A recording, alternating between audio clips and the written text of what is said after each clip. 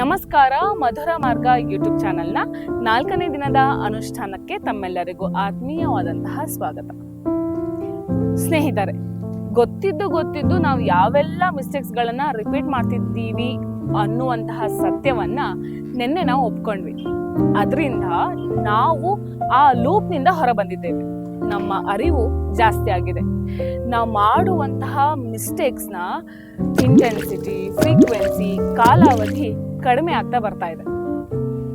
ಇದು ನಮ್ಮ ಪರ್ಸನಾಲಿಟಿ ಟ್ರಾನ್ಸ್ಫಾರ್ಮೇಶನ್ಗೆ ಸಿಕ್ಕಂತಹ ವೆರಿ ಬಿಗ್ ಬ್ರೇಕ್ ಥ್ರೂ. ಈಗ ನಮ್ಮ ಅವೇರ್ನೆಸ್ ಆಕ್ಟಿವ್ ಆಗಿದೆ. ನಾವು ಮಾಡ್ತಿರುವಂತಹ ತಪ್ಪಿನ ಅಬ್ಸರ್ವೇಷನ್ ಅಷ್ಟೇ ಅಲ್ಲ, ನಾವು ಮಾಡ್ತಿರುವಂತಹ ತಪ್ಪನ್ನ ನಾವು ಕಡಿಮೆ ಮಾಡ್ತಾ ಬರ್ತಾ ಇದ್ದೀವಿ. ಫಾರ್ ಎಕ್ಸಾಂಪಲ್, ಕೂಗಾಡೋ ಮೊದಲು ನಾವು ಒಂದು ಪಾಸ್ ಕೊಡ್ತಾ ಇದ್ದೀವಿ. ಜಂಕ್ ಫುಡ್ ತಿನ್ನೋದಕ್ಕಿಂತ ಮುಂಚೆ ನಾವು ಮಾಡ್ಕೊಂಡಿರುವಂತಹ ಪ್ರಾಮಿಸ್ ನಮಗೆ ನೆನಪಾಗ್ತಾ ಇದೆ. ನಾವು ಓವರ್ ಥಿಂಕಿಂಗ್ ಅನ್ನೋ ಹಳ್ಳದಲ್ಲಿ ಮುಳುಗಿ ಹೋಗ್ಬೇಕಾದ್ರೆ ಪಟ್ ಅಂತ ನಮಗೆ ನಾವೇ ಎಚ್ಚರಗೊಳಿಸ್ಕೊಳ್ತಾ ಇದ್ದೀವಿ. ಬೆಳಿಗ್ಗೆ ಇಟ್ಟಿರೋ ಅಲಾರ್ಮ್ನ ಸ್ನೂಸ್ ಮಾಡಬೇಕಾದ್ರೆ ಒಂದ್ಸತಿ ಯೋಚನೆ ಮಾಡ್ತಾ ಇದ್ದೀವಿ. ಸೊ ನಿಮ್ಮ ಎಫರ್ಟ್ಸ್ಗೆ ಹಾರ್ಟಿ ಕಂಗ್ರ್ಯಾಚುಲೇಷನ್ಸ್. ಸ್ನೇಹಿತರೆ, ಇದು ಸೆಲ್ಫ್ ಕಂಟ್ರೋಲ್ ಮಾಡೋ ಸ್ಟೇಜ್. ಸಣ್ಣದಾಗಿ ಕಂಡ್ರು ಲಾಂಗ್ ಟರ್ಮ್ ರಿಸಲ್ಟ್ಸ್ ಕೊಡುತ್ತೆ. ಯಾಕಂದ್ರೆ ಇಲ್ಲಿ ನಮ್ಮೊಳಗಿದ್ದ ಹಳೆಯ ಅಭ್ಯಾಸಗಳಿಗಿಂತ ಈಗ ನಾವು ರೂಢಿ ಮಾಡಿಕೊಂಡಿರುವಂತಹ ಅಬ್ಸರ್ವಿಂಗ್ ಕ್ವಾಲಿಟಿ ಸ್ಟ್ರಾಂಗ್ ಆಗಿರುತ್ತೆ.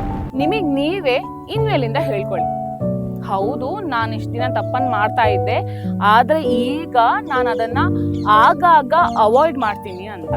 ಯಾಕಂದ್ರೆ ಈ ಆಗಾಗ್ಗೆ ಇದೆಯಲ್ಲ, that is a seed of transformation. So your today's task is, ನೀವು ಕಳೆದ ಬಾರಿ ಯಾವ ತಪ್ಪನ್ನ ಅರ್ಧಕ್ಕೆ ನಿಲ್ಲಿಸಿದ್ರಿ ಅಂತ ಯೋಚನೆ ಮಾಡಿ.